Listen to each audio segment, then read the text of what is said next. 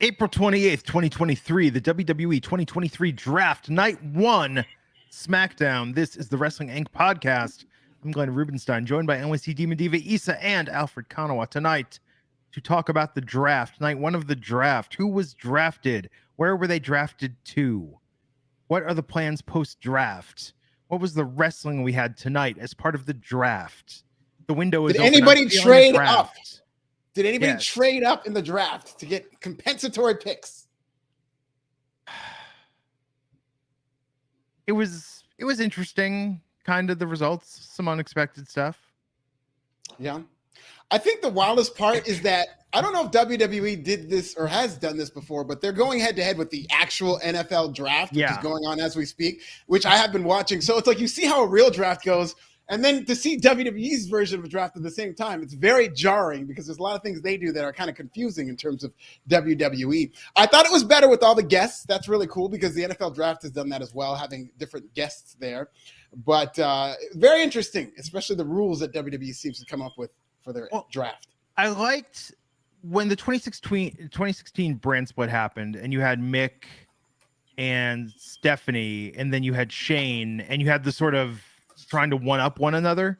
Mm-hmm. That was fun. And it was dumb, but it was kind of fun when they had the executive boardrooms last time and Cletus the football robot was in the Fox one. Everyone was like, yes, we got him. This just seemed like now we're going to come out and read off a piece of paper. Yeah, where's the reaction? Where's the reaction to these people? Where's Roman Reigns on the island of relevancy wearing a SmackDown hat? Where are all these people getting drafted and we get to see them and their families? You know, where's the Rhodes family in the Nightmare Factory with GT Marshall celebrating Cody Rhodes getting drafted? I would have liked a little more pageantry the way the NFL does the draft, because the NFL has put on a phenomenal television product with their draft, and WWE's missing opportunities to do the same. Yeah. Don't get it. Don't get it at all. Why? They did it this way tonight. Anyhow, I just ejected something from my computer, so I need to figure out what I need to rehook up. I'll do that momentarily. But Issa, high-level thoughts on tonight. I mean, we all knew who the number one draft pick was going to be. So again, just like this World Heavyweight Championship, it was just who was going to be the first to be number 2. So great job. I'd like to congratulate Cody Rhodes for being the number 1 draft pick on RAW. I knew he could do it. Very exciting for him. So Alfred, why don't you start with the news? Okay, if you dare. There's been a lot of news this week, boys and girls. Hold on to your hats, because another black woman is having controversy with WWE. There is this ongoing lawsuit about allegedly racist pitches from within the WWE writers' room. More details came out today.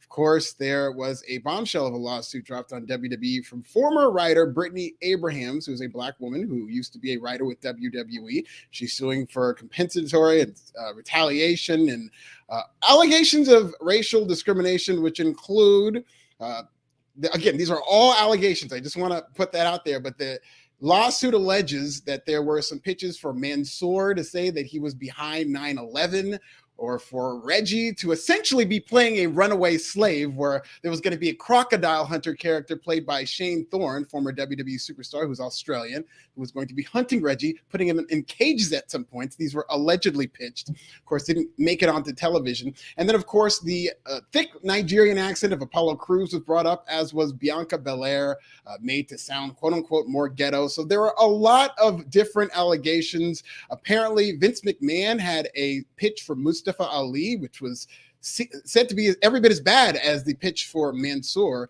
and had something to do with Mustafa Ali requesting his release in 2022.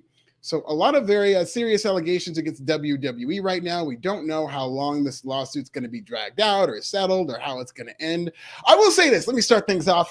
Talking about black people in wrestling is kind of my thing. So I will say this. The only thing I'll say about this is that it's obviously a good idea. Like this, unfortunately, we see things like this happen all the time with wrestling. And I think behind the scenes, it definitely needs to have some updates and stuff like that. It's always a great idea to have people from different backgrounds when you're writing a television show. I'm not saying this as some kind of woke statement. I'm saying that because it does make the best comedy when you have different people to bounce off of and different perspectives to challenge the things that you think and say. And then also so that maybe you don't say things that are insensitive and you can be checked on those types of comments. But what I haven't heard anybody bring up in terms of this lawsuit is that history might be on WWE's side for this in terms of if this goes to trial or whatnot, because there was a very famous trial, Lyle versus Warner Brothers Discovery. There were comedy writers for the comedy show Friends.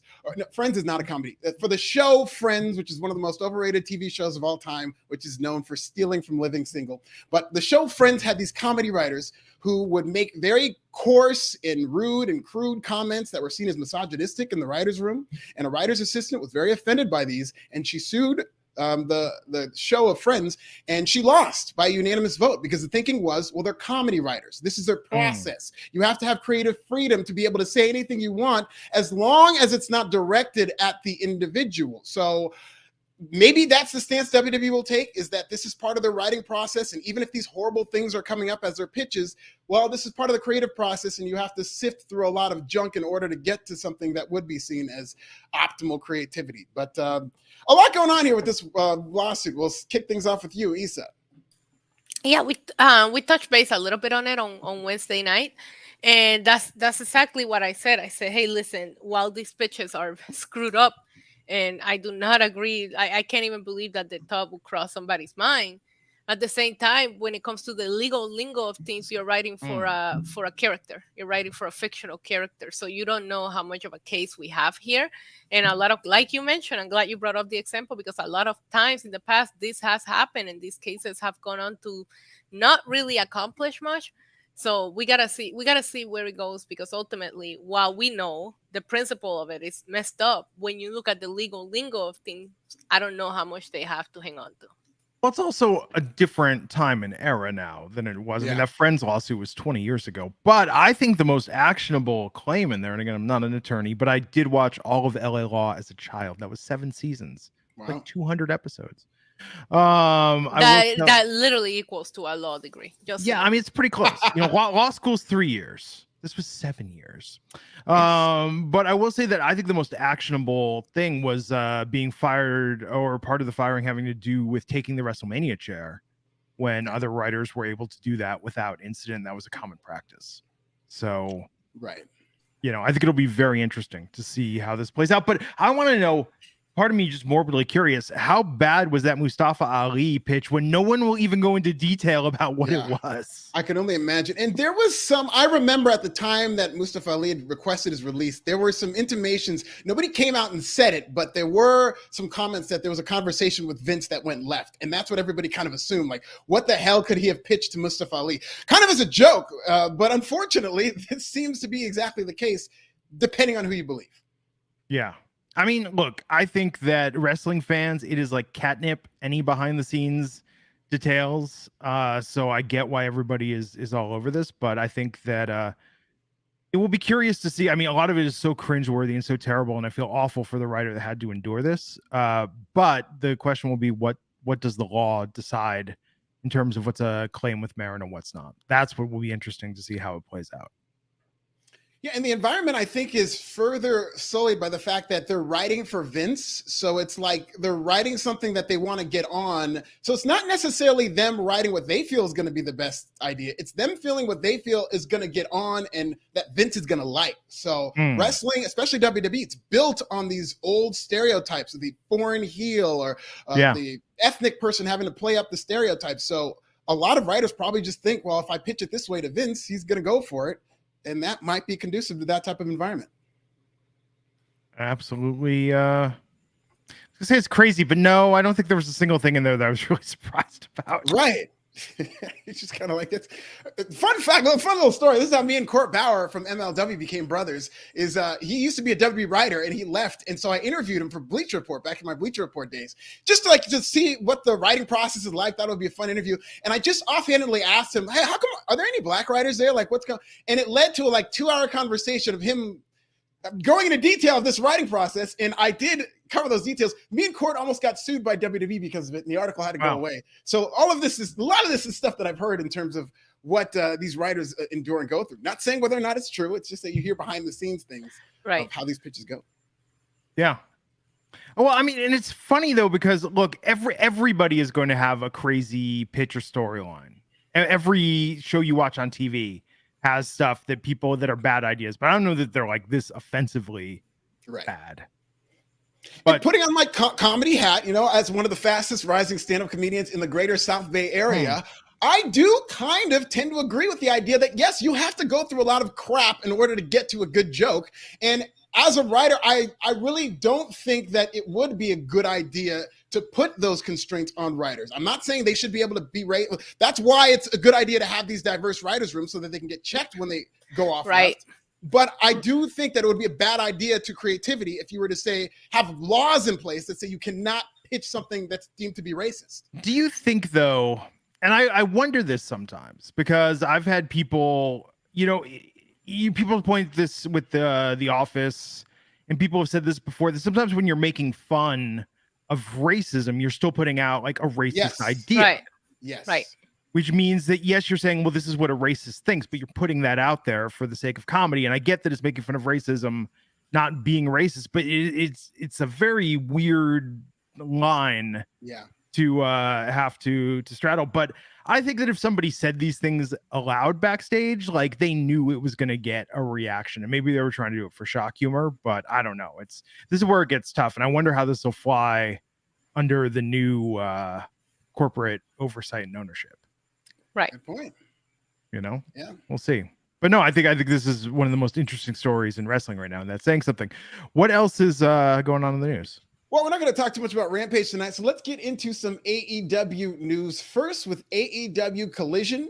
The premiere date expected to be June 17th, where we are expecting Cousin Phil, CM Punk, to make his long-awaited return to AEW on Saturday nights. But it's not just going to be CM Punk, according to Dave Meltzer, the Wrestling Observer newsletter. He's saying that there may be additional talents and an additional surprise on Collision, along with CM Punk. So some names being thrown out and considered, possibly Kota Ibushi, who's still a free agent, possibly Sasha Banks, who has one more date left with Bushi Road out there in Japan. So they're saying that there might be more than just CM Punk returning on Saturday nights.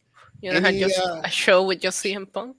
Yeah, they're going to need a lot of fights, especially because CM Punk's going to implode. He's not going to be there for a year. He's going to implode. So they're going to need, at the very least, a backup plan, if not more people. And they're facing a lot of tough competition on Saturday night. So yes, they need all the firepower they can get. Yeah, this doesn't surprise me. I assume that they were going to try to, stack it up a little bit. And they have some good rosters, and we have some people that we don't see on TV at all. I think AEW could do this, and I just don't know how the ratings are going to be on a Saturday night. Yeah. Saturday, I know there's a lot of other stuff on, but traditionally that's not a hot TV night. It's not a hot TV night, but it is a hot event, destination. Yeah. For example, the Gervonta Davis fight with Ryan Garcia, or big events like that. That's what's really going to hurt AEW, because there's a lot of big events on Saturdays. Big college football games, big boxing matches, big UFC fights. And WWE with Endeavor, don't think they're not going to get petty and try to find ways to counter this Saturday night show and how they time these events with UFC. They'll start doing split brand pay-per-views, so we have pay-per-views like every other Saturday again. Yeah. I missed the split brand pay-per-view era. That was kind of fun. I mean, it was ridiculous, but it was also kind of fun. Yeah, no, I agree. But even AEW does their pay-per-views on a Saturday, here and there. So, I'm just more curious about how they're going to do on a Saturday night. But I did expect Collision to come out swinging and have a decent roster. Yeah, we'll see. Now, splitting up these rosters, I have suggested that maybe you put CM Punk with a bunch of shooters so that they can keep him in line. But what about this? What about a roster of former WWE guys on one roster, and then you got the AEW day ones on the other roster? Why can't we do that? And we'll do the invasion angle all over again at pay-per-view. Yeah.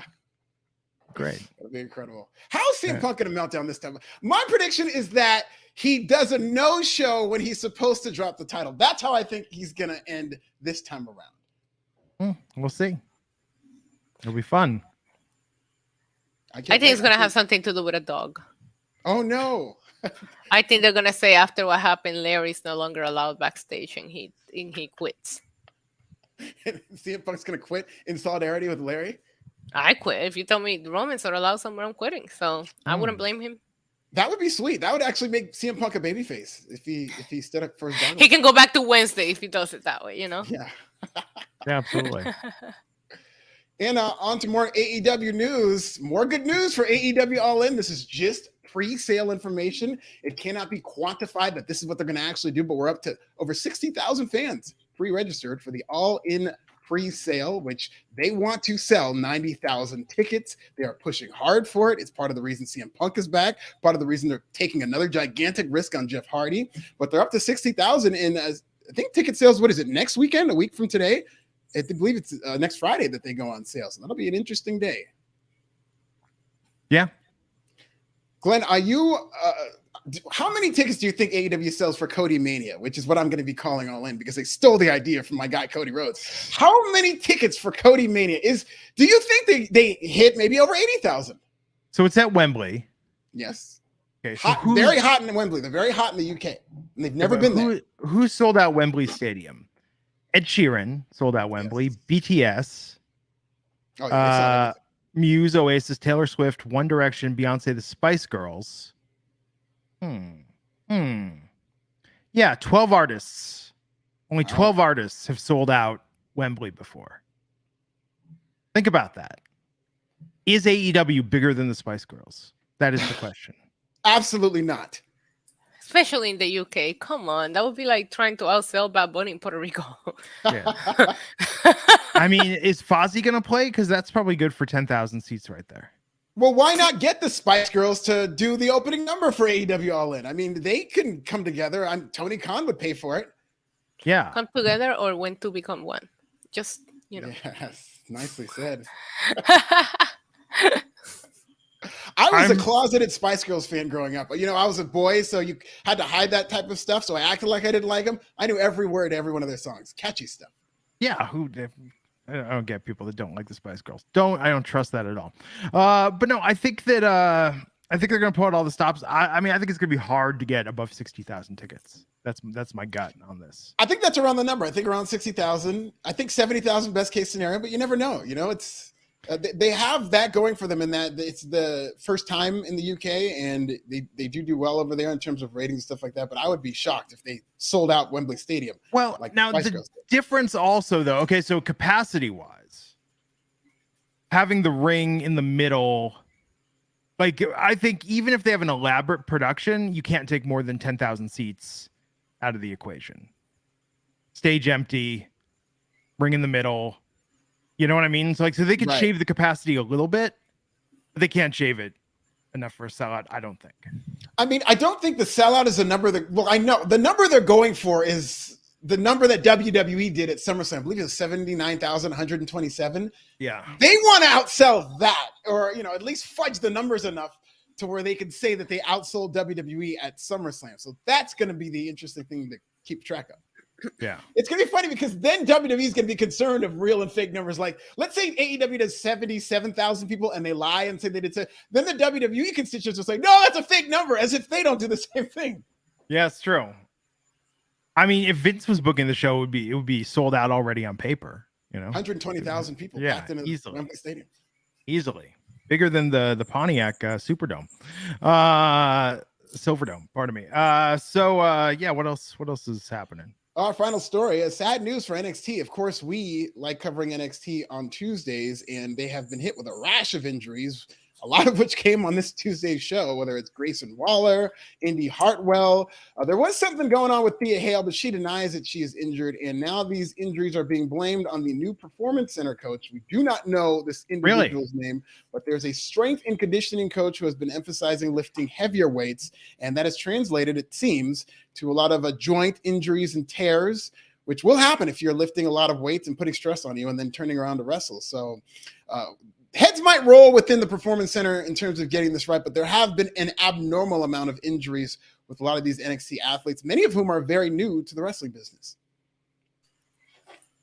I see some people have denied this. I mean, it's wrestling. Injuries are going to happen, but it is concerning that so many have happened so recently. Yeah. I will say that. Yeah.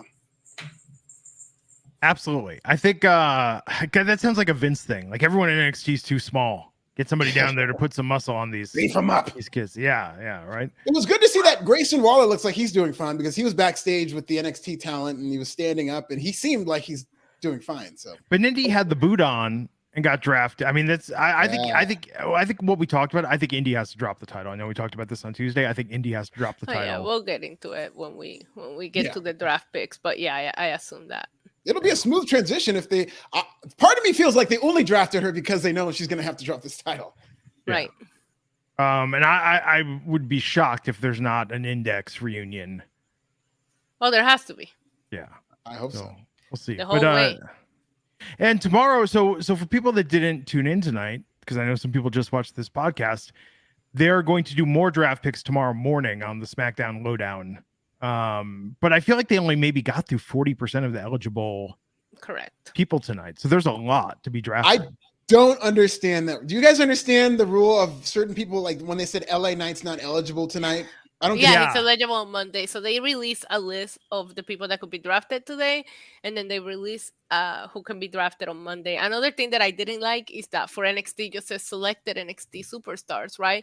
Yeah. So, for example, somebody earlier in the chat said, "Oh, the fact that these people got picked before Grayson Waller." It's like, well, we don't even know if Grayson Waller was eligible to be drafted tonight. We don't know who these selected superstars were. So I wish there would have been a little more transparency with the.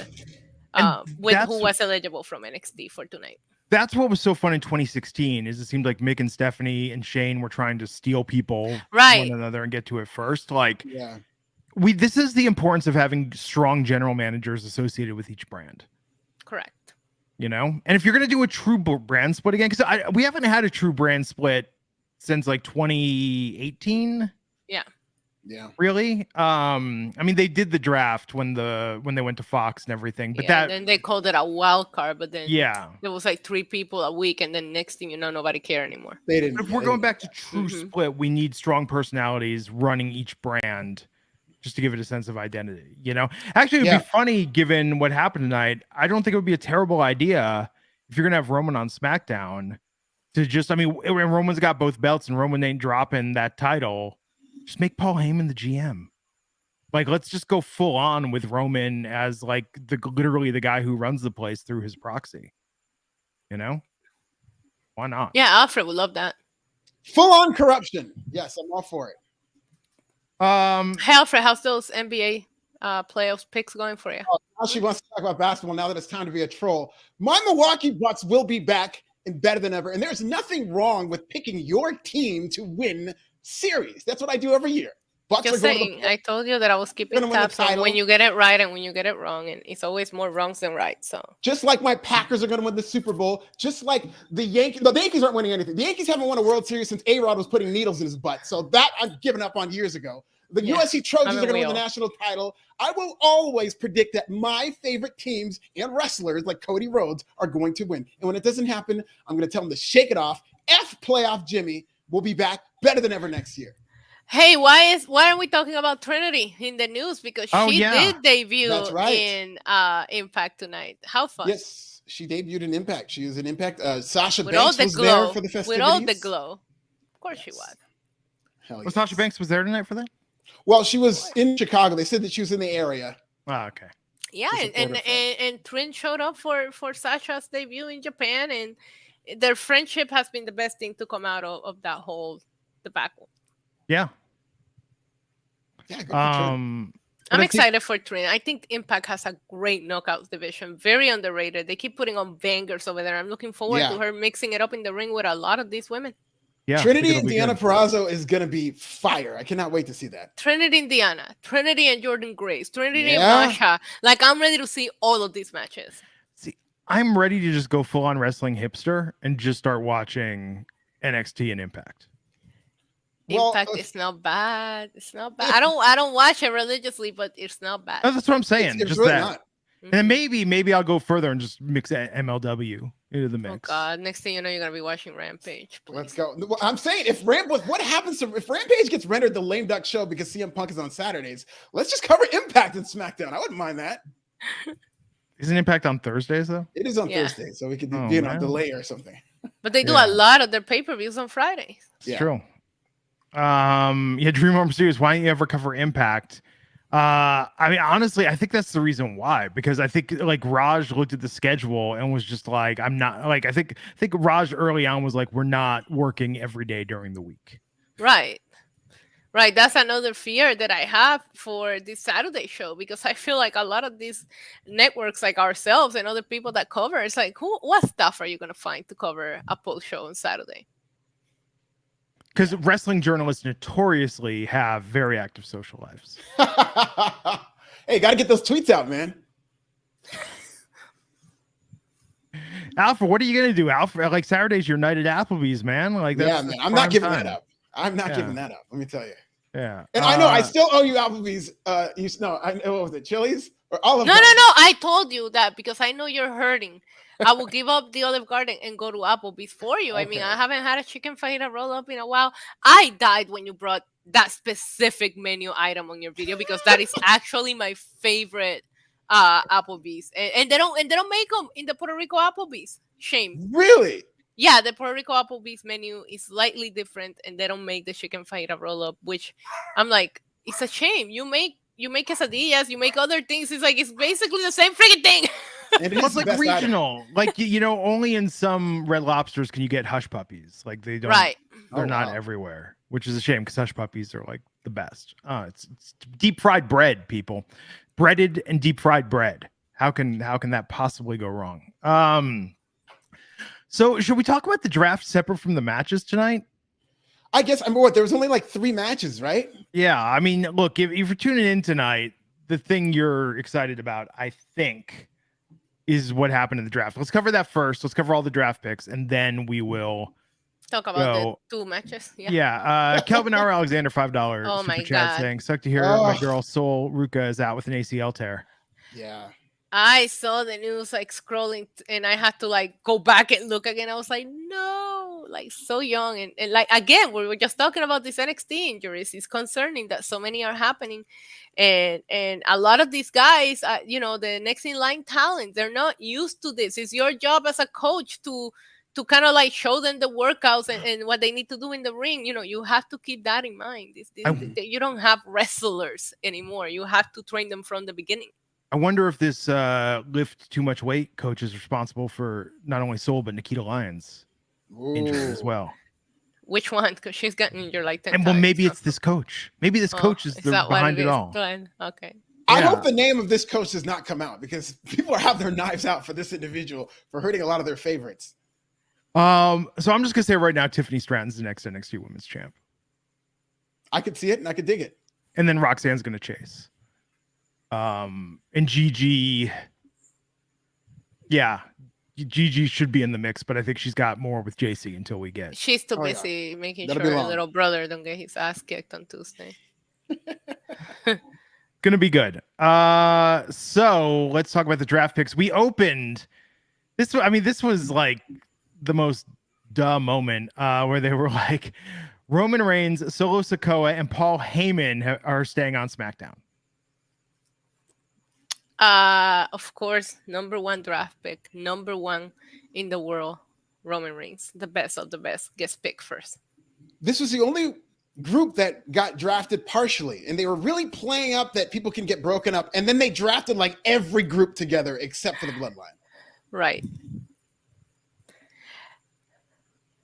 But it was as predictable as it gets. Yeah. We all knew it was, again, with the Gold Championship. It's like, who's going to get picked next? Because we all knew what the first one was. At some point, I'm like, okay, Triple H, get it over with. We know what you're going to say, so move on to the next one, because that's what we care about. Well, I think we knew what the second one was going to be when we knew that first one, and that was Cody Rhodes is going to Raw. Number 1, yes. I've been number 2. Adrenaline in my soul, chasing consolation gold. He's going to win that new made-up title. Bars! You got to do it like that! Bars. You don't think he's getting that title? Like that new title that they made up as the consolation prize? They made it for him. There's even a little rubber chicken like in it.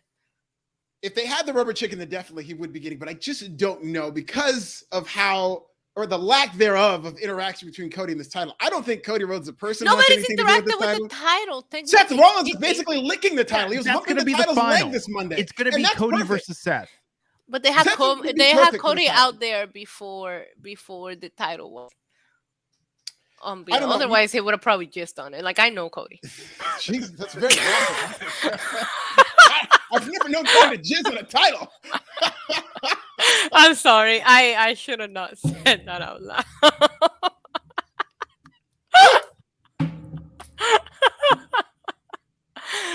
You can say jizz on this podcast, can't you? I hope there won't be a lawsuit on that, will there? Okay, that's an image. Okay, no, with that. No, okay, hear me out, Alfred. He's gonna challenge for it, and then he's gonna make a stipulation that if he doesn't win, he can't challenge for it ever again. I can see that, and then he goes to MLW and does the same thing. I think so. We're hearing these stories now, and God, I hope this is not true. But Louis Danger, with by way of WrestleVotes, who are very reliable sources within WWE, are saying that the plan is for it to be Roman and Cody at WrestleMania 40. So they're going to drag this and we were supposed to get Roman and The Rock at this time last year. That's what we were all sure about. People need to chill. Yeah, especially with Vince McMahon back at the controls. Like, you cannot rely on anything happening over the course of a year. They don't even have the Backlash card finalized. So the fact that people think that they're thinking about WrestleMania 40 right now is funny to me, especially with the introduction of this new title. If the creative of this new title is the right way, as much as we're calling it paper champion or number 2 prize, whatever, if the creative of it is good, this championship could change everything going into WrestleMania next year. I feel like we are premature. I won't say it. I feel like we're prematurely talking about these things. Okay, Glenn, about these things. Like, no, we're not talking about WrestleMania 40, not yet. Anyhow, so oh fuck.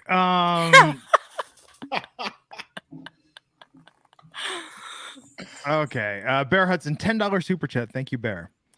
Bear saying, as a black man myself, race has always been part of wrestling, going back to Kamala, Virgil, and Vince saying the N-word, but Big E, Bobby Lashley, and Bianca and Naomi have created the change that we need to see.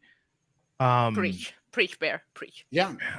They've done a good job booking this talent, and WWE has made a concerted effort to make black stars more front and center, and that's a good job. But it's going to take much more than just putting a fake belt on somebody in order to make them, change a lot of the underlying issues that happen in this wrestling business. I mean, you can see in AEW, they've got issues like this. They're never going to have to worry about a racial discrimination lawsuit because they don't even make pitches for black talent there. So they don't have to worry about saying anything racist about black talent. They don't say anything about black talent. They don't do anything with them. But to Bear's point, I'm sorry, I was just going to say representation is so important to some of us. It means everything. I looked at that freaking poster for Backlash, and I never bought a WWE poster, and I was like, I need that printed frame and put in my wall because it's so Puerto Rican looking that I want to kiss it every time I look at it. You had the flag, you had Damian Priest, you had Bad Bunny. I was like, all the Puerto Rico stuff. I'm like, it's beautiful. It means a lot. I hate the LWO is taking all of these losses, and I hope that they're not doing this just because they're coming to Puerto Rico, right? I hope this continues, but it has been so good for some of us to just watch all of these, Hispanic talent just get brought up to the top because of what they're doing right now. Representation is everything, and I love to see it. And it's also going to be, for people who always want to push back at representation and stuff like that, it's going to be a huge money show for WWE in terms of going out to Puerto Rico. So if you're able to branch out, you're going to go to these different areas with different fans. And it's not just about, the soul representation aspect of it. It is about the fact that there's going to be these wrestlers who are going to inspire a lot of these people, and they're going to want to do what these wrestlers are doing if they come to Puerto Rico or come to these different territories. You guys see they announced Bad Bunny for the press conference that I have credentials to? Yeah. Oh, God. Are they going to need extra security for that press conference? No, I can behave very well in my press conferences. I have shown that. Yeah. It's Justin Bear Hudson, good friend of the show. Absolutely. Yes, we love Bear. So the number 3 pick to SmackDown is Raw Women's Champion Bianca Belair. Can't wait for the title swap segment. It's gonna be great. I am too, because the last time it was kind of a shoot. So every single time they should just not write the segment, just have them shoot on each other every single title swap. Yeah.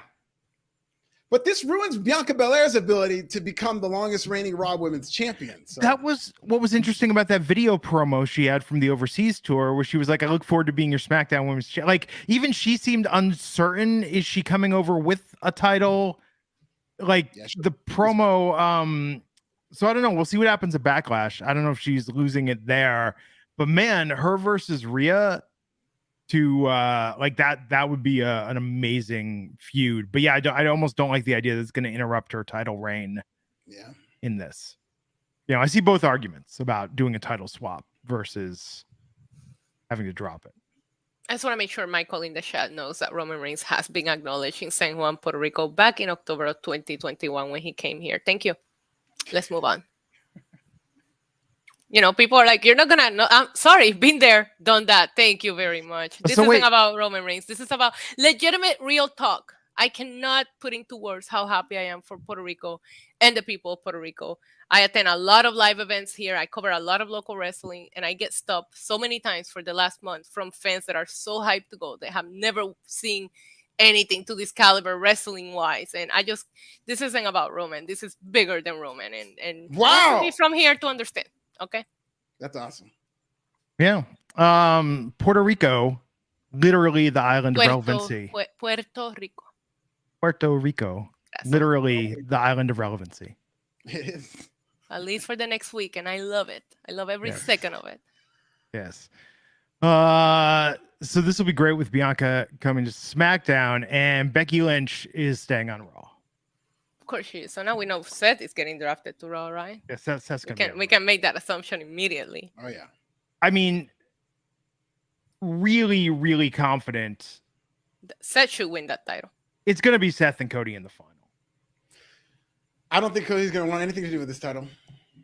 But that, I mean, he usually doesn't want anything to do with any titles. At least Raw ones. He's used to the mid-card ones, you know? Yeah, Cody Rhodes is above titles. He transcends them. He doesn't need them. Really? He's like a Jake the Snakes Roberts type in that way. He doesn't need titles. Let's see how many TNT title runs he has. He loves those mid-card titles. Yeah, he has Stockholm syndrome to the mid-card. Like, he needs to like Cody. You made it past that now, buddy. It's okay to let go. You are main event now. Yeah, I mean, he knows that. Everybody knows that. He should win the U.S. title with the American Nightmare gimmick. Wow. And the U.S. Championship. That's how I would book it. I think Seth deserves this title because it's a paper championship, and Seth Rollins has a paper gimmick. He's very one-dimensional in his character, and this title, for all intents and purposes, is one-dimensional. Seth Rollins is a song, a dance, a match, and he leaves. He does every time. The character has not changed. Alfred, you did not need to do Seth Rollins the way that you did him in your last video. That was dirty. I like the Seth Rollins theme song. I sing along with everybody else. The character is one-dimensional, and he deserves this title. I think it fits like a glove. That's why everybody's booking this together. It's like he's been doing that annoying laugh since NXT, and it's like somebody said, let's just make that his gimmick. That's his character, is that laugh. Laugh, the outfits. It's a lot of seasoning and not a lot of steak. Street Profits, round 2, Street Profits going back together. Yeah, together. Yeah. The internet was trying to break these brothers up. They're together. Nope. I think they'll be great. Yeah, they're going to be great. And then Imperium going to Raw. What a show! What a great pick for Monday. But does that include Gunther? Yes, okay. All 3 of them with the IC championship. Okay, there you go. So that's going to Raw. So Theory's going to go to SmackDown, it looks like. Yeah, well, Edge. Or he's dropping the belt he could drop the belt to Lashley, since Lashley has been drafted to SmackDown. Well, Edge is coming to SmackDown. Great, 2 part-timers on SmackDown. Way to go, return. SmackDown, with your picks. And then Matt Riddle staying on Raw. I would be, if I'm a wrestler and I get drafted to SmackDown, I'd be very upset about it because that title is in an albatross. You go to SmackDown, you're essentially not going to be a champion for a year. They're going to stretch this Roman Reigns thing out for Lord knows how long. You go to SmackDown, that is assuming they stick to this brand split, which I still have my doubts about that. But if you go to SmackDown, congratulations, you're not getting a world title for a year. Oh, I mean, you can kind of see what's going to happen here. It's going to be Roman versus Edge. Roman versus Bobby. We've seen it. He already smashed that. Roman I would like Bobby. to see Roman versus Bobby. I wouldn't mind seeing Roman versus AJ. Run it back. They haven't done this in a while. They both have changed so much as characters. I wouldn't mind seeing that being run back. Yeah, so Bobby Lashley coming to SmackDown. Drew McIntyre, whose status has seemed uncertain as of late, is going to Raw. Very certain based on this draft. Yeah, I was surprised he got drafted. And the OC, got to charge my battery. fronted by AJ Styles, coming to SmackDown, who we saw tonight. God, it's been so long since we saw AJ Styles. I felt like he fell off the edge of the earth. Is this a flat earth joke? Wow, Glenn. Wow. Doing my guy AJ Styles dirty like that. He thinks there's some important questions. He said, I'm not saying I believe in it. I'm just saying.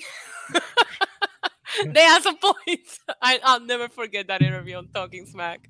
Why did they have to expose my guy like that? Come on. It was the best era of SmackDown when Talking Smack. The best. Talking Smack was it. Yes. Awesome. So, and The Miz is staying on Raw. Of course. Great pick. Now, Damage Control, who people have been speculating were going to break up, they're all coming over to SmackDown. Bayley and Michael Cole reunited again. Yes. I'm very concerned for Judgment Day, and I'm concerned for the Usos going into Monday, as far as factions that could break up. Not the Usos breaking up as a tag thing. I mean the Usos going to Raw. Oh, they're going breaking to Raw. Up from the bloodline. No, they're going to be banished. Roman's going to punish them based on tonight. And they might build their own bloodline on Raw to where this is going to it's going to be like the Civil War with the Avengers. Are they going to bring over more of the family? Maybe Juicy Finale comes in there. Maybe Jacob Fatu comes in there. Maybe they get Trinity in there. Who knows? Yeah. Shinsuke recently returned to SmackDown. Is going to Raw. Pick. We never seen Shinsuke Nakamura on Monday Night Raw. Yeah. I am so excited. And that black jacket on that graphic. My God, I'm never going to get over that jacket. And then it looks like, based on backstage, the attack by Karrion Kross and Scarlett, read between the lines, but they might be headed to Raw as well. Are you excited about that, Issa? About what? Karrion Kross coming to Raw. I think no. I saw you rolling your eyes. I try, man. Sometimes I try my best, but I'm too real, Dylan Matthews saying, "Are we going to get the Bloodline Wolfpack?" Wow. Oh God. See, you start talking like that. We all know what happened after the Wolfpack. Even though they had a fire theme song and the shirts were great and it was pretty good for a little bit, but once you start dividing things up and diluting them, tough. Yeah. And then we had our 3 NXT call-ups in the 15 and 16 slot. We have Alba Fire and Isla Dawn going to SmackDown. I love that Michael Cole kept saying Isla Dawn, but Isla Dawn, baby. Isla Dawn. Isla. I was very shocked by this. They swerved us. I didn't think any champions would be called, and that's all they freaking called on tonight. But once they said the names, I was happy. I was excited. I do think they're ready. However, they're going to go and have a really crappy loss on Tuesday just to drop the belt so they can come to the main roster. Yeah. Not like this. Hashtag not like this. Yeah. Back to Kaden and Katana. It looks like they're challenging them Tuesday, so we'll see what happens there. Yeah, they're like the last tag team left standing, so it's like, who else are they going to give it to? If only Fallon and Kiana could have just made it work. But no, good for them. I think they're going to be great on SmackDown, and I mean, it's all in the booking, man. But I think with this brand split, this will be hopefully more opportunities for the women on the regular basis. Hold up, did you guys think that Apollo looked like the one that didn't belong? I was like, why is Apollo sitting there with all these NXT rookies dying to call up, and Apollo's there like he's never been on the main roster? I was like, what are you doing, bro? Well, backstage, it came out that Jinder is now listed as an NXT talent. Like, yeah, should have always. I mean, honestly, when HBK was out there tonight, they should have. I think it would have been good for NXT if there was going to be another transfer down there. I think it would have been good to announce that NXT was getting some wild card draft picks and announce that on SmackDown. I was hoping that way, and I know we don't know what the stars that are available is, but Shawn Michaels could have had such a W if he said, I'm finally going to get rid of this guy. I can't stand him. He's made my life a living hell. Take him. Bam. Here's Grayson Waller. Yeah. Also, super mega shout out to him, because always in character. If you watch all of the segments backstage, he was just sitting there, not clapping, not anything. But when they drafted Indy, he got up and gave her a big hug. The Australian came out real quick. I absolutely love that he broke character for that, because, you know, he is very... Alfred knows that man does not break character, and I love seeing that moment between the two of them. And he went right back to character. Like, he broke character to hug her, and then he went, damn it should have been me. He sat down and threw a tantrum.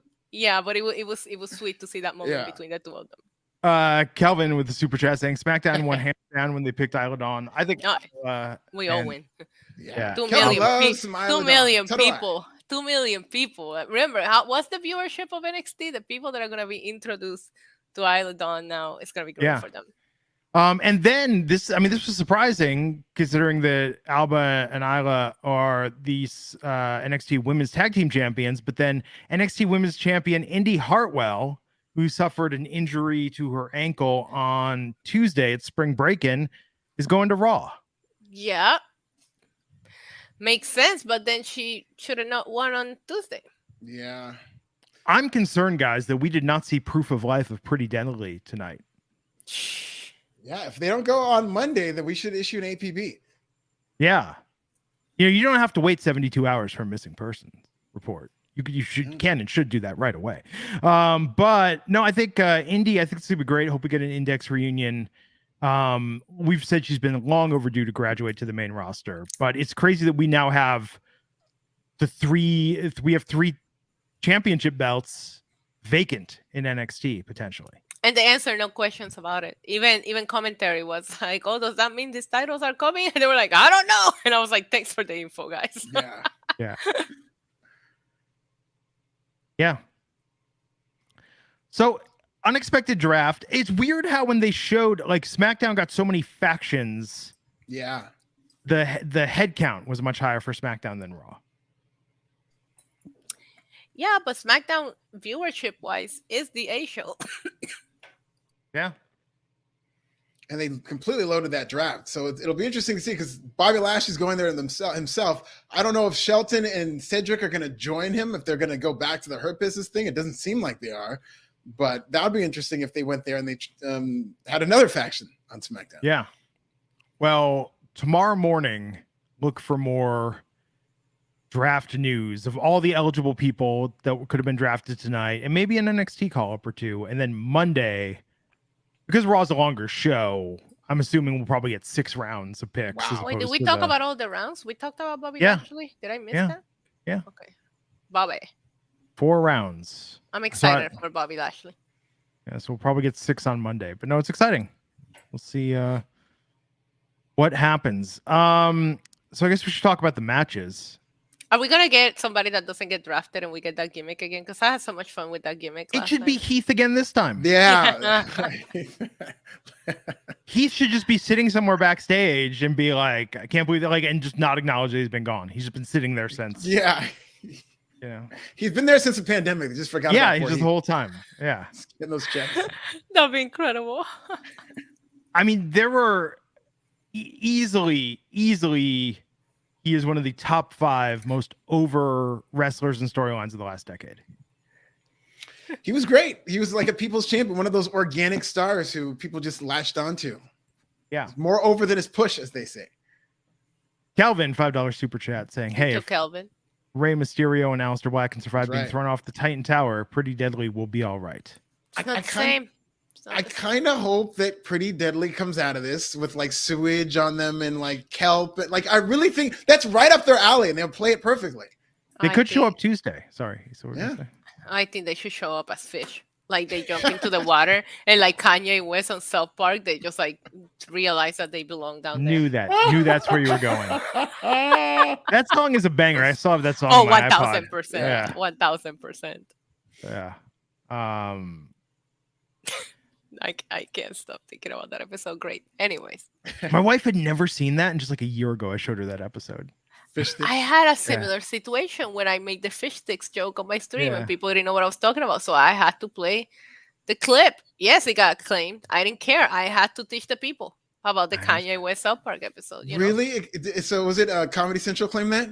Yeah, they claimed that. So I had to like trim it out of the stream. Oh, that sucks. They claimed that immediately too. I was like, damn. Yeah. So Jimmy and Jay came out and kissed Roman's ass tonight to open the show after the draft. Don't we all? I mean, and they're gonna win the match tonight and dedicate it to Roman. We're gonna win this in your honor. This one's for you. Day. I get up and I said I'm gonna dedicate this workout to Roman Reigns. Whatever I do next, I dedicate it to Roman Reigns. Wow. This podcast is not dedicated to Roman Reigns. Yeah, I dedicate this podcast to Roman Reigns. Not as long as I'm here. I think you said it, bro. I can clip it. You're screwed. This is the Usos gotta break off from the bloodline. This is making them look so subservient and like cuckolded to Roman. That's exactly what they're simping tonight. Yeah, I mean, they should be. Where were they before the tribal chief and the bloodline? Come on. But this is sadder than what Sammy was doing when he wanted to get into the bloodline. He was like, all of us. Don't be sitting here acting like Sammy's still not acting like a stage 5 clinger every week to Jey Uso. Every freaking week. They're going to get back together on Mondays. If they get banished to Raw and Roman's not there, Sammy and Jay, they're going to get back together. Yeah, Glenn, what would you like to dedicate to Roman Reigns? What is your offering to Roman Reigns? You don't have to dedicate anything, Glenn. Don't let her bully you. Glenn, please, Alfred. I made some vegan keto pizza bagels earlier. You dedicated and to I Roman? dedicate that to the tribal chief. Thank you. Sounds very healthy. It was vegan pepperoni. It's like a low carb bagel, a lot of fiber. There's some vegan tribal mozzarella. Chief love that. He's all about being healthy. Some keto pasta sauce. You don't look like the tribal chief eating junk food. You know what I'm saying? So yeah, there's like 400 calories and like 10 carbs in the whole thing. Yeah, you love that for the tribal chief. It was super mediocre. But I dedicated it to Roman. Great offering, Glenn. Yeah, it was like don't say no more, Glenn. No, he said it's mediocre. He said it. It made me long for the days of French bread pizza and like burning the roof of my mouth and cutting it on the sharp. And Olive Garden breadsticks. Yeah, Olive Garden breadsticks are so good. Oh my god, I know they're your favorite. Those. With the dipping sauce, like I could just eat like a dozen of those. I don't even need anything else. Just those hot dog. Which dipping sauce do you get? Well, I get the marinara because the 5 cheese marinara. No. The 5 cheese marinara is it. But I know you can. But oh my god, it's so good. Spicy. It would have been nice to get my Olive Garden when I was in LA, but somebody like hit as soon as night 2 ended. I was there on Monday night. We went to Tom's watch. We got drunk. Alfred. That's pretty drunk. I haven't drank since that day because I'm still hungover from that night. I just remember looking at my Uber and I was like, where are we at Tom's? Why is my Uber from this other place? When did we go there? It was a great night. Do you think so Sami Zayn was the most over person on TV tonight. Do you think Sami and Kevin end up on SmackDown to continue the beef with Roman? You think they go to Raw? No, they have to go. Yeah, absolutely. If and when the Usos go to Raw, I mean, if Sami and Zayn and Kevin Owens aren't there, then what the hell are the Usos going to even do? Like, they have to be there to tell the story with Sami and Kevin while Roman sits on a beach and doesn't. Do we get a new title so Sami and Kevin get to keep their 2 belts? I think they're going to just stay with what they're. Well, it's interesting. So, now that we're doing the exclusive brand split, can they go back and forth, or do we need to crown new tag team champions? Yeah, that's what I'm saying. That's interesting. I don't know the answer to that. This is a bad idea. Oh my god! It was a bad idea to have the 2 belts thing in the first place, and not unify them. Yeah. Like, you know how Brock Lesnar had to F5 a shark? I'm sitting here thinking of the tribal chief sitting on a beach and all of these sharks just coming to the shore just to acknowledge him and swim away freely. It's a beautiful sight. He doesn't spear any of them? No. They just acknowledge him. I mean, these promos were fine. It was weird kind of opening the show with them on the ramp, though, doing these promos, and then we got the main event later. Yeah, a lot of talking. Very talky. Mm-hmm. Yeah. But then we had Butch with Sheamus versus LA Knight, and if you want to know in the pecking order where LA Knight stands, he's above Butch because he beat Butch. Loved LA Knight. Another big reaction for the guy. It wasn't just a WrestleMania fad, and they're doing something with him. He's finally winning matches clean. The people are with it. They got to do something with LA Knight. I hope he stays on Raw. He needs to go to Raw. Yeah.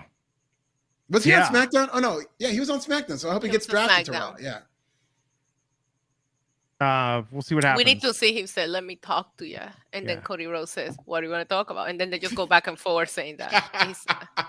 Thanks to Dylan in the chat, he sent me a clip of it, and I looped it on my channel. It was so fascinating. Yeah, that's funny. We'll see what happens. But he won a match. This was his first win in quite some time.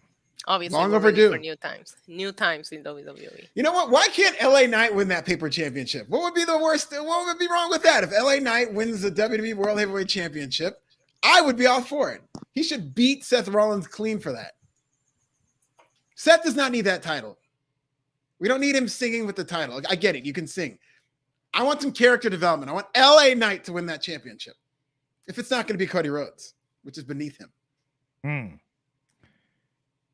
So we had this build up backstage with Paul talking to Solo. You can see the fracture. Like the Usos are ending up on SmackDown. That's what tonight on Raw, pardon me. And this idea that I don't think they'd said this before, and I like this in the Usos promo. It actually was very funny. This was very almost like Enzo and Cass type promo at the beginning, where they were like talking about all these ways they've tried to contact Roman and they haven't heard back. But this made them look so small compared to Roman. It made them look like hangers on as opposed to actual parts of the bloodline. When they're talking about all these nobody ways. has been able to contact Roman since the Raw after Mania, if I'm just being honest. But it's crazy though, right? I mean, they're really telegraphing this storyline of the not even Paul breakup. Heyman. He has a parasocial relationship. He's not on the phone with him.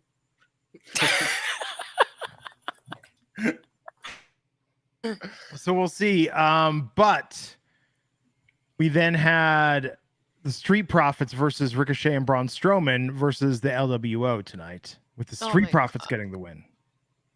Yeah, at least the LWO didn't take the pin. I think it was Ricochet who got pinned here. Yeah. I was so hyped for the reformation of the LWO, but they really haven't done much with them. I mean, Selena Vega is repping. My girl is repping for LWO. She's the last hope here.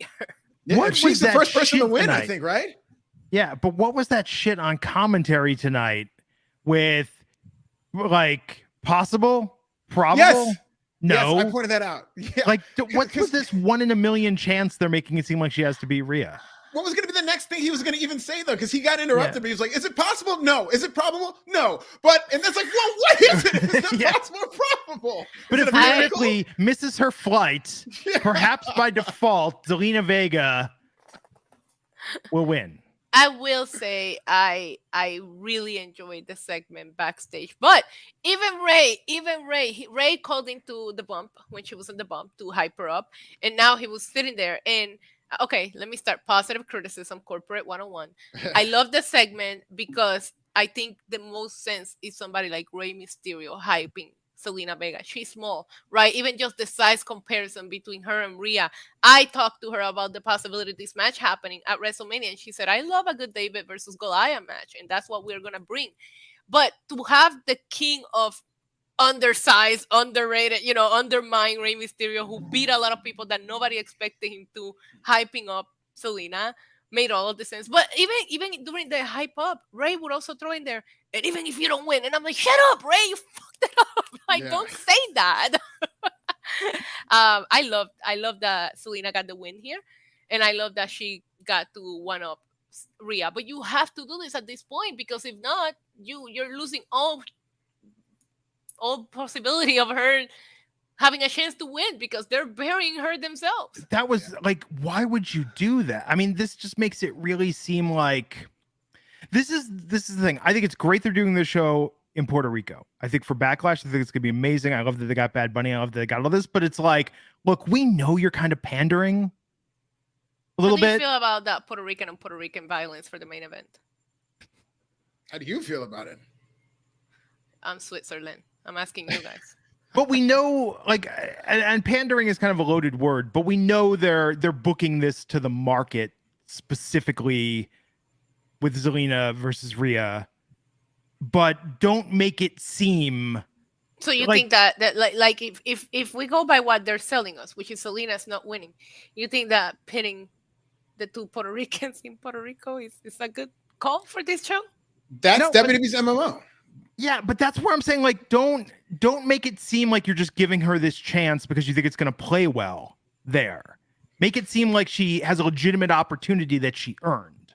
Yeah, I mean, she is, but to be fair, she is the underdog in terms of if you look at the stature. Rhea Ripley's one of the biggest, jacked women on the roster. She's probably the smallest woman on the roster. And also, when you look at win-loss, Rhea Ripley has not lost in a year now, and she's just as dominant for her. So you can put it over. You could say she's small, but sometimes smaller and scrappier, right? And it's size.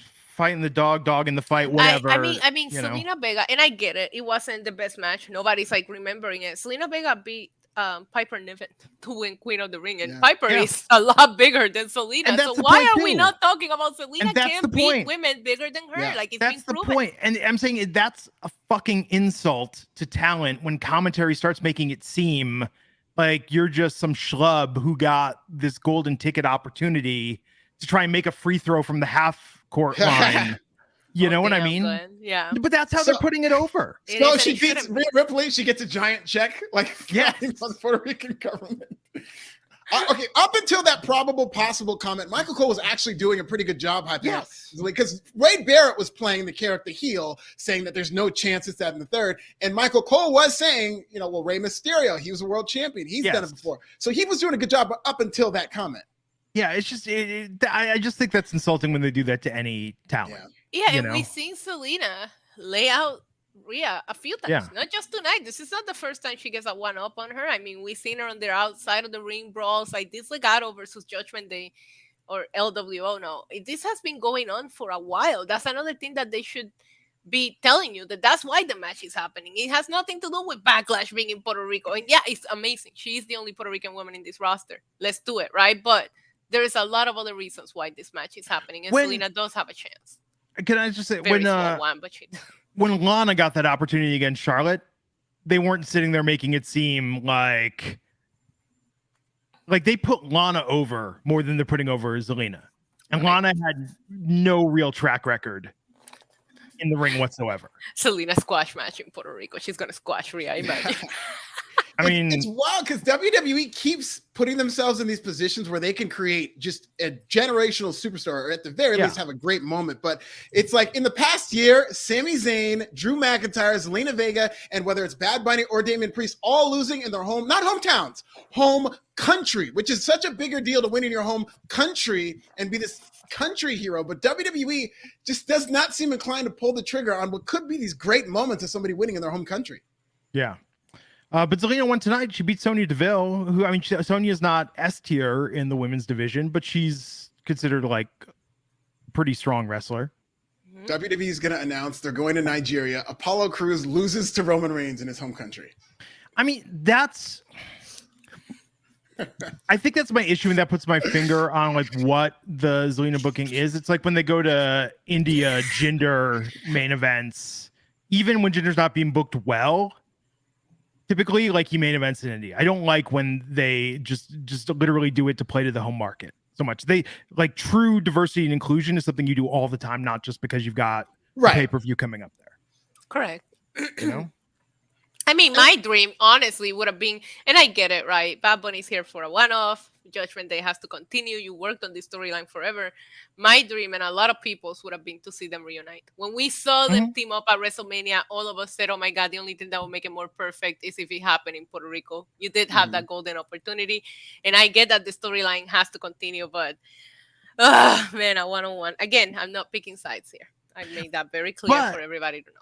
Tonight, Ripley attacked Zelina, and Zelina countered with DDT. So, I mean, Zelina held her own tonight. Yeah.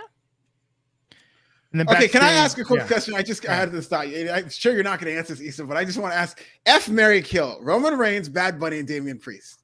What? Why? Just because they're the three of your favorites. I want to see what the pecking order is. We're not doing this. He's just like, just put the gun to my head. If my life's dependent on it, that's it. F stands for friend, by the way. I don't know what you guys are getting all uncomfortable about. We're not doing that. No. Nope. Well, if it was me, I would. Okay, no, I'm not doing it either. No, what is it? Let me know. No, I'm not doing it. You're not doing Glenn, what's your F, marry, kill? Maybe if you guys do it, I'll do it. With F, who? marry, kill, Bad Bunny, Damian Priest, or Roman Reigns.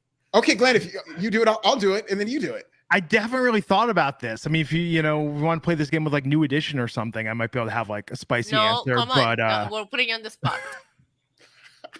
These are all beautiful, good-looking men. Okay. Well, Damian Priest, kind of like, like a bad Big boy. meaty man. Big Yeah, he's meaty kind man. of a bad rocker. boy. So I think maybe like the F because he's kind of dangerous. Looks like the bad guy from Cyborg. Ooh. So I'm kind of like, ooh, like I might look back on this with mixed feelings, but in the moment, it's gonna be fierce. You get some pegging there, right? Yeah. Mary, well, I mean, Bad Bunny, because he could spice it up or he can break it down. I mean, there's that like Never Read a video where it's like, oh, he's got tender and poppy side. Are you killing Roman Reigns? I'm Do it. Pull the trigger. Hey, I'm just saying, you come at the king, you best not miss. And I'm saying with Roman, I mean, if I'm gonna make my mark, take out the big dog, the tribal chief, the head of the table. Alfred. That was a good choice. I would This is hard, okay? This is a very tough decision, but I would F Bad Bunny. It would seem like a very fun one night, go to Puerto Rico, after a concert or something like that, over some Applebee's maybe. And then, because there is a Puerto Rican Applebee's, which I'm now interested in. I just found that out. And then I would I'd marry Roman Reigns, as crazy as that sounds, because at the end of the day, as much crap as I talk about him today, I am a day one Roman Reigns guy. I defended this guy when everybody said that he was going to be a flop because he was getting booed as a babyface. I was right there in the trenches with Roman Reigns. We have a complicated relationship. It would be one of those toxic marriages, but it would still be a marriage. So I'm marrying Roman Reigns. And you're killing meaty bad boy. Wow. You're killing Punishment Martinez. I have to. We don't have as long of a connection. He hasn't been around as long. I did see him as Punishment Martinez, and he was awesome as Punishment Martinez at a couple ROH shows, namely Supercard of Honor. That's when I was really like, the WWE's got to get this guy. But yes, I would have to euthanize Damian Priest. It would be euthanized. It would be very Michael's humane. Saying marry Roman because he's spending lots of time with you since he's never working. See, to me, that's let's go. That would lead to divorce. That's too clingy. Like Bad Bunny, at least Bad Bunny's like in the studio or on the road all the time. I need my space, Isn't he secretly married or not so secretly married? Oh, is that true? Bad Bunny. On that? Did I read something about that? He's hitting Kendall Jenner right now, bro. Oh. He hit the big leagues. Really? Well, there you go. Shows how much I pay attention to. So how did we even get on this? It was Alfred's idea. Backstage, Zelina was chatting with Escobar and Rey Mysterio. Rey Mysterio called her hee-haw. I liked how some words he captioned himself with the translation. They said hee-haw, and I was like, oh, is Rey secretly Zelina's father?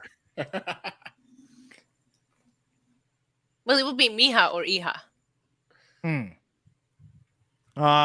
But yeah, it's not the same. I use Mija for everybody. Like if I say, "Oh, Glenn Mijo," that's like a loving term. Hijo, now I'm calling you son. Interesting.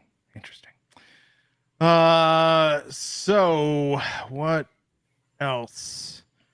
Good segment, but yeah, just please don't make it seem like Zelina is just the free throw from the half court. Let's build her up a bit more with this. I love that analogy. I mean, yeah. So OC took out the Viking Raiders. Yeah. You are not spending enough time talking about AJ Styles' beautiful hair, which we have missed for months, and we finally got to see it again. Glad that during his time off, he was taking great care of his hair. He looked phenomenal, to borrow a phrase, and I think that AJ Styles was done dirty here. I think he deserved better for his return. I feel like 1,000,000%. When I read the headline that like AJ Styles backstage, I got excited. Like, oh my God, they're gonna roll him back. They're gonna hit his music. People are gonna go crazy. They didn't even let him talk. Yeah, they just drafted him in a group and said, "Oh yeah." With a song that nobody knows. With a song that nobody knows. And he just comes in there hidden. It was the least fanfare you'll ever see for a star that big. I was very disappointed with how they brought him back. AJ Styles, Roman Reigns, run it back. Oh, they're going to. It's great matches. It's very easy to see with this draft what the next year of Roman Reigns' title reign is going to look like. And it's also easy to see with this draft that I don't see anybody beating, they're going to really have to build somebody to convince me. I started the countdown already, 2028. That's when we drop the titles. If you're on SmackDown, I apologize. You better be asking for a trade so you can win some world titles. Yeah. So Sammy and Kevin against the Usos for the undisputed WWE Tag Team Championship. Of course it was. and Solo tried to interfere and help. Paul Heyman told him it was his time, and Matt Riddle interfered, allowing Sami and Kevin to retain. Yeah, I didn't think they were going to do this turn tonight. A lot of people were saying, oh, it's going to happen. I'm like, they have to team up at Backlash. This is not happening until after Backlash. We still had that 3-on-3 match. But it was good to see the tease. I'm sorry, but since his return, Matt Riddle has just felt like the third wheel. Every time he comes out, I'm like, oh, yeah, I forgot that Matt Riddle was involved in this thing. Like, he just doesn't make sense in this story. And I can't wait for this match to be over with and the draft to happen so that we can, separate this, because it's being established after the draft. Riddle's going to be on Raw. Solo's going to be on SmackDown, because it's weird. He doesn't click, and I get it. Solo took him out, but he was out for too long. We all forgot, nor do we care. I'm sorry. It doesn't make sense. Yeah, it doesn't help that he's lost back-to-back coming out the gate. Yeah. You want him to win? I wouldn't mind him. I mean, they didn't have to put him with Solo. I know they're protecting Solo, but if you're bringing the guy back, he's a popular character, you got to get his get back. You don't got to beat him twice. Yeah. I don't like the underwear. I don't like underwear of Matt Riddle he looks naked with no shoes. Who looks more naked, Matt Riddle or Wardlow? Because Wardlow's gear gets smaller every week. I think it's that Riddle decided he was going to get those trunks just a little tighter. I don't like it. Yeah. Or he's been working his glutes more. Yeah, maybe. Yeah. And power to him. He's putting in the work. Doing the Stairmasters. Yeah. But no, I think that this match was great though. And Kevin and Sami, that were so over. Yeah. So, but they got to change this up. We can't just have them all go to Raw and then they're facing the Usos still. I think there's going to be fatigue if they keep doing this. The story is going to be, they're probably going to tease tension between Sami and Kevin because Sami still wants Jay. They're playing this like Jay and Sami are going into an affair, really. They're like Romeo and Juliet. This is the story that they're telling is Romeo and Juliet, whether they know it or not, is that Sami and Jay still have an affinity for each other, but Jay hates Sami and Jimmy hates Sami and, whatever. Or Kevin hates whatever. Everybody hates everybody except Jay and Sami, all right? That would be a good story if they split up, if they split the Usos and separate teaming with KO and Sami, and then that's the feud. That would be good. I don't think they're going to do that. Maybe they will. Jay and Sami decide that they're going to eat the fruit and off themselves like they did in the Hunger Games, but it turns out to be Matt Riddle's edibles, and then we get a really fun show. Book it! You're welcome. But Solo, though, I mean, feud with Riddle, whatever. I would like if Braun Breaker or Grayson Waller gets called up and feuding with Solo. But actually, Braun and Solo would be a great feud because that's unfinished business. Are they going to draft Austin Theory to SmackDown and have Solo win the United States Championship from him? Good. Yeah. I can see that. Me too. Yeah. But they're doing they're doing Bobby Lashley and Bronson Reed for now. So we'll see if they flip the titles there. Man, just turn SmackDown into the Bloodline Tribal Chief Variety Hour. And just have, Solo with the US Championship on there, Roman with the main championship. And we'll just bring out musical acts every week. Yeah. And have skits. Paul Heyman could be the host or the co-host, Yeah. Like the Ed McMahon character. That'd be great. So good. Yeah. This was not what I was expecting tonight. There were some good surprises. Weird episode. This was. It felt like you could have it on as background noise. You know what I mean? And I did because I was watching the NFL draft, and I think that's what ruined it for me. Is I'm watching this real draft and it's compelling, and I'm watching the SmackDown, and it just came off as so fake. No, I had it on. I made pizza bagels. I guess where I was just like, I'm just hanging out, man, waiting for the main event. But no, I think I wanted more NXT call-ups because I think that's always one of the most exciting things about the draft. So we'll see. I bet you tomorrow morning, we'll probably get as many people drafted tomorrow morning as were drafted tonight. Yeah. Well, some of them, they need to happen on camera. Yeah. There's some people that I want to see the reactions and all that. So we'll see how the rest goes. I didn't even know that the SmackDown Lowdown existed, honestly. Yeah, I didn't either. I remember Talking Smack was back for a while. Mm-hmm. They don't smarten up the talent, especially in NXT. They don't tell them. So these reactions are legitimate in terms of when their names are called. Which has got to be weird too, right? Because if you're living in Florida and it's like you do the Florida loop and you maybe travel 4 times a year for the company. And oh, by the way, now you're going to be on the road 52 weeks a year. Yeah. I was laughing at the last time that they did. I think it was at the 2016 draft when they had the ballrooms, but they drafted Natalia and they acted like they just got like the best. That was like the best reaction. Yeah, that was the best reaction ever when they were like marking out. And Cletus the robot was. Somebody posted it, man. I love when somebody posts something super mad random on Twitter. I was like, I forgot about that. Why did they react like that? I mean, no offense to Natalia, excellent talent, but that reaction was so overplayed. Yeah, we'll see what happens. Cody Rhodes is winning that new championship. Let's go, Cody! Oh God! Just put all the belts on him. Just put even those 2 belts that Roman Reigns doesn't want to defend. Just take those away from him while he's sleeping and put them on Cody Rhodes. You should have all of them. Like that Triple H meme where he has all the titles. That should be Cody Rhodes. We'll see. Monday night, join Triple J for coverage of the Raw draft. We'll be back Tuesday. I will be covering the Raw draft as well, filling in for one of the J's. So it'll be 2 J's and an A. Which J you filling in for? I think not Justin LeBar, but Jimmy Corderas, the great referee. F, Mary, kill. I'm just kidding. I'm marrying Justin LeBar, and that. Yeah, I was gonna say Justin would make me feel safe. He's my day one. Yeah, you know, and that Jack Farmer is handsome, but I'm too pretty. Jack Farmer. Jack Farmer's too pretty to marry. You're paranoid all the time. What's he doing? Who's going to steal Jack Farmer from me? I can't live like that. I'd be too insecure. Yeah, exactly. Who are you texting on your phone? Who do you have saved as Raj Giri? That's not really Raj Giri. That's a code. I know you're sneaking around on me, Jack Farmer. Those pretty eyes. What is happening? Why is Raj Giri texting you WYD at 2 a.m.? You up? Raj Giri, 2 a.m. You up? There you go, folks. Do us a favor. Follow Alfred on Twitter. This is Nasty. Issa's an NYC Demon Diva. That's Steve with the 1. I'm at Glenn Rubenstein. Like, share, subscribe. Click that bell notification. Leave us a review wherever you get your podcasts. And we will see you back here next time on the Wrestling Inc. podcast. Have a great weekend, everybody, and take care.